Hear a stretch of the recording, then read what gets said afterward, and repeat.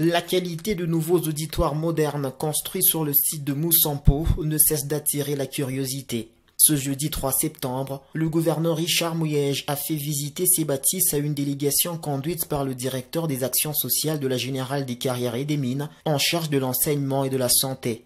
Des auditoires garnis d'écrans géants dernière génération permettront aux étudiants de suivre des cours par téléconférence. Chacun de ces auditoires a une capacité de 250 places assises. Par la même occasion, la délégation a visité d'autres blocs, tels que la cafétéria et les bureaux administratifs. Richard Mouyej reste constant et déterminé à offrir des cadres éducatifs viables au Lualaba, bien que cela exige beaucoup d'efforts. Vous savez, l'éducation et la santé sont deux piliers importants pour réaliser le rêve de l'actuel président de la République, le peuple d'abord. Mais nous avons tenu à faire la synthèse entre deux principes forts. Révolution de la modernité, vous avez vu, et la qualité de l'enseignement. Le peuple d'abord, parce que l'homme est au centre de toute préoccupation. Et pour forger cet homme, c'est d'abord l'éducation. Et puis le maintenir en bonne santé. Nous avons beaucoup de projets déjà enclenchés sur le plan de la santé. Nous aurons l'occasion d'en parler.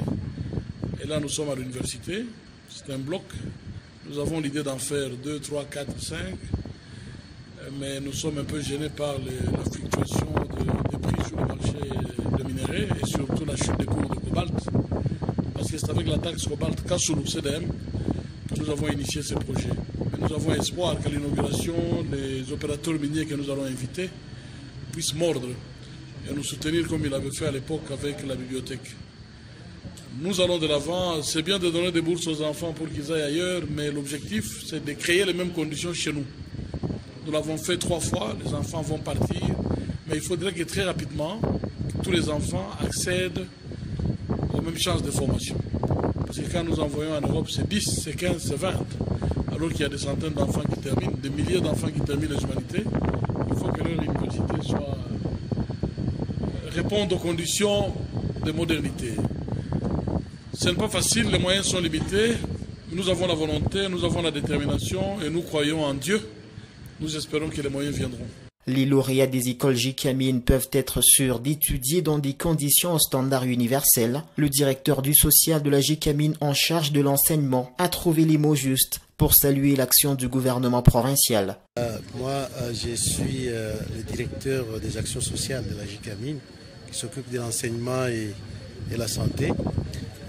Je viens d'être impressionné par la structure que je viens de visiter pour l'université en fait d'éducation et ça m'encourage beaucoup parce que j'ai beaucoup d'écoles au niveau de la JICAMINE dont les meilleurs résultats sortent aussi d'ici et nous pensons que les enfants, les élèves vont étudier dans les meilleures conditions et nous tenons à féliciter sérieusement le gouverneur du Lualaba, son Excellence Monsieur Richard Mouyej pour cette initiative combien louable qui rencontre